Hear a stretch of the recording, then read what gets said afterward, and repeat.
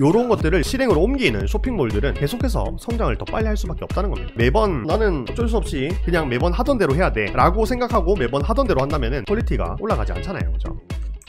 자, 새로 만들어 봤습니다. 옹크트릭 상상극장이에요. 이거는 뭐냐면 실현되기는 어렵지만은 한 번쯤은 이루어졌으면 하는 것들에 대해서 소통하는 콘텐츠입니다. 그러면서 이제 자연스럽게 이 상상을 어떻게 좀 현실로 바꿀까 이런 것들에 대해서 생각해 본다면은 훨씬 더 도움이 되겠죠. 첫 번째는 모델 관련이에요. 우리 쇼핑몰 상세 페이지 피팅 모델을 딱 한 명 자유롭게 쓸 수 있다면 누가 해줬으면 좋겠는지. 마이클 조던이요, 차은우라고. 수지요, 대부분 다 연예인분들을 떠올리실 것 같아요. 저도 누구를 떠올렸냐면 차은우님. 이거 근데 여기서 그냥 상상만 하고 끝나면 안 되고 그 이유를 한번 생각을 해보자는 겁니다. 빨간 해병대 티 입은 트럼프요. 자, 이거 왜 그럴까요? 왜 차은우님이고 변우석님이고 마이클 조던이고 이런 분들이 떠올렸을까? 저는 이제 차은우님을 선택한 이유가 가치픽이에요. 가치픽이. 동대문에서 떼온 만원짜리 자켓 있죠? 이 만원짜리 자켓을 다르게 보이게 하는 게 가장 중요하잖아요, 그죠? 근데 여기서 만약에 차은우님이 모델이 된다면은 그 자켓은 사실상 만원보다는 훨씬 더 그 가치를 뛰어넘을 수가 있게 되겠죠. 이거를 여기서만 끝내는 게 아니라 현실에 한번 접목시켜 봅시다. 저희가 상상으로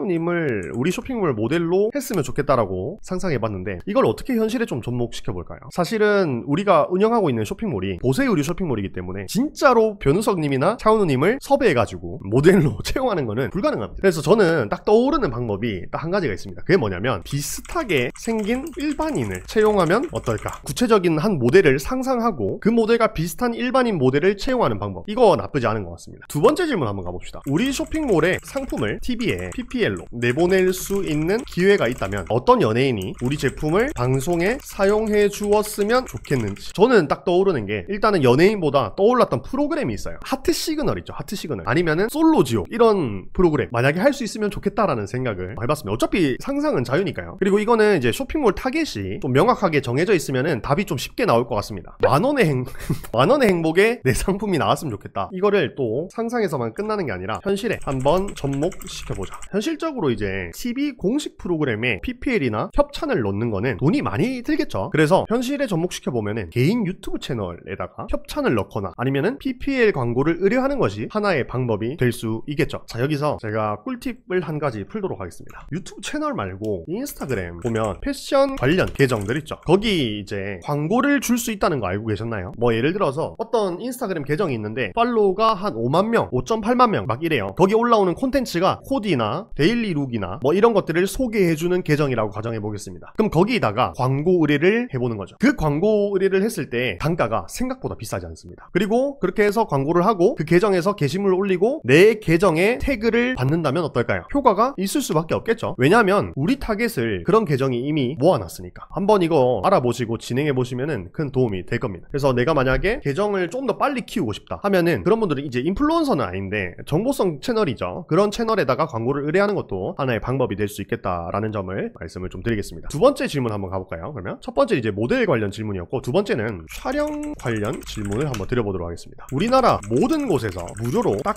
한 번 촬영할 수 있다고 했을 때 어디서 하고 싶은지. 근데 사실 촬영할 때는 돈이 많이 들지 않기 때문에 저는 장소가 그렇게 크게 막 중요한 것 같지 않아서 그냥 뭐 예를 들어서 일반적인 카페인데 조건이 사람이 단 한 명도 없는 카페, 이런 거면은 좋을 것 같습니다. 이것도 상상만 하면 의미가 없으니까 현실에 한번 접목시켜 봅시다. 만약에 내가 카페에서 촬영을 계속 하고 싶다면 어떻게 하면 좋을까요? 그 카페를 잘 보고 내가 주로 촬영하는 구역이 있을 겁니다. 그러면 그 공간을 직접 세팅하면 되지 않을까요? 우리가 카페에 창업을 할 건 아니니까 그 일정 구간만 구현하는 것은 사실 현실적으로 그렇게 불가능하진 않거든요. 엄청나게 돈이 많이 들어가는 게 아니니까. 뭐 예를 들어서 이런 거죠. 바닥, 벽, 부자재, 인테리어, 소품, 가구, 이런 것들을 체크하고 최대한 비슷하게 내 스튜디오에 구현을 한번 해보는 겁니다. 만약에 이런 게 잘 모르겠어요, 어디서 샀는지 잘 모르겠어요, 그러면은 카페 사장님한테 그냥 물어보는 것도 하나의 방법이에요. 대신에 이제 제가 카페 창업을 하려고 그런 게 아니라 스튜디오를 만들고 있는데 혹시 저런 건 뭐라고 검색해야 되나요? 라고 물어보시면 됩니다. 물론 디저트 같은 거 주문하면서 물어보면 좋겠죠. 이게 물어보면 되게 싫어하실 것 같잖아요, 그죠? 근데 싫어할 수도 있고 아닐 수도 있습니다. 그래서 한번 물어보십시오. 그렇게 물어보는 거는 어쩔 수 없죠. 들이대야죠, 그죠? 그렇게 해서 내가 사진에서 배경적으로 좀 차별화를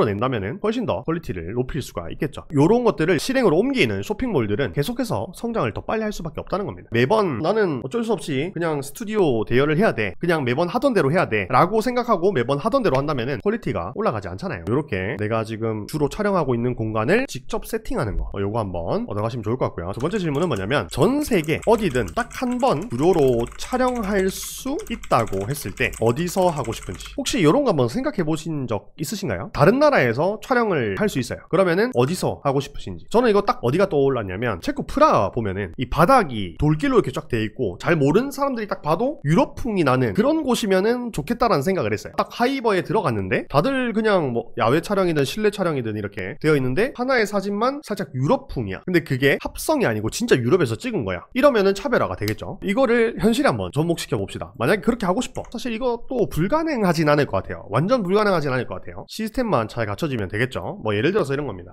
딱 30일간 다녀오는 걸로 계획을 하는 거죠. 그래서 일주일이 7일이니까 그 중에서 평일 3일간 촬영을 하는데 하루에 한 5코디 정도 촬영하는 거예요. 그러면 30일간 5코디 촬영하면은 4주라고 치면은 12번 촬영하는 거죠. 하루에 5코디니까 코디를 60코디 정도 준비를 해가는 거죠. 60코디 챙겨서 떠나는 겁니다. 발송은 직원분들이 하거나 아니면 대리발송하거나 실무 담당자 1명, 그 다음에 웹디 1명 남겨놓고 가는 거죠. 이 정도만 있으면은 시스템 갖춰질 것 같거든요. 그러면 촬영해줄 사람 1명, 이렇게 하면은 직원 3명으로 시스템 맞춰놓고 떠날 수 있는 거죠. 그래서 당일 촬영하면은 그 촬영본을 웹디한테 넘기고 웹디가 보정해서 업데이트 해주는 거죠. 그래서 이거 아예 불가능하진 않을 것 같아요. 실제로 이렇게 하는 쇼핑몰도 있고요. 그리고 또 외국이니까 촬영할 때 눈치가 안 보일 것 같아요.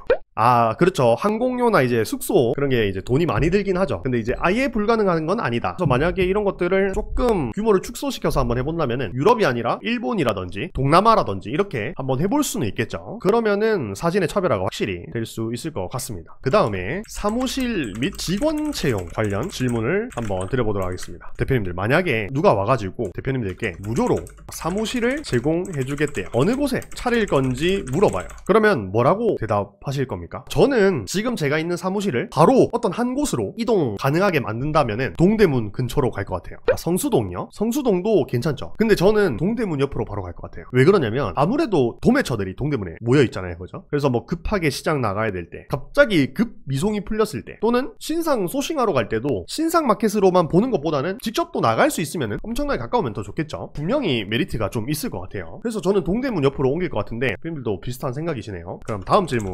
누군가가 무료로 사무실 오케이 완료했어요. 그리고 직원도 채용해서 자동화를 시켜줬어요. 그러면 대표님들은 더 이상 쇼핑몰에 신경 안 써도 된대요. 그랬을 때 우리 대표님들은 어떤 거 한번 해보고 싶으세요? 사실 저도 이건 안 됐거든요. 다른 사업을 한번 해볼 수 있겠고요. 부동산 공부요. 그것도 괜찮을 것 같아요. 같은 이름으로 오프라인 매장 차릴 듯 하네요. 열정이 대단하시네요. 제가 계속 말씀드린 게 있죠. 완벽한 자동화는 없어요. 그래서 우리가 이제 최소한의 시간만 투자하면서 그 남는 시간에 우리가 하고 싶은 일을 하면은 더 좋을 것 같습니다. 오늘은 대표님들과 다양한 카테고리에 대해서 자유롭게 한번 상상을 해봤는데요. 이게 중요한 것은 상상만 하는 데에서 끝나는 게 아니라 현실화시킬 수 있는 방법에 대해서도 한번 생각을 꼭 해보셔야 큰 도움이 될 겁니다. 상상이 현실이 되는 그날까지 파이팅 해보시기 바랍니다.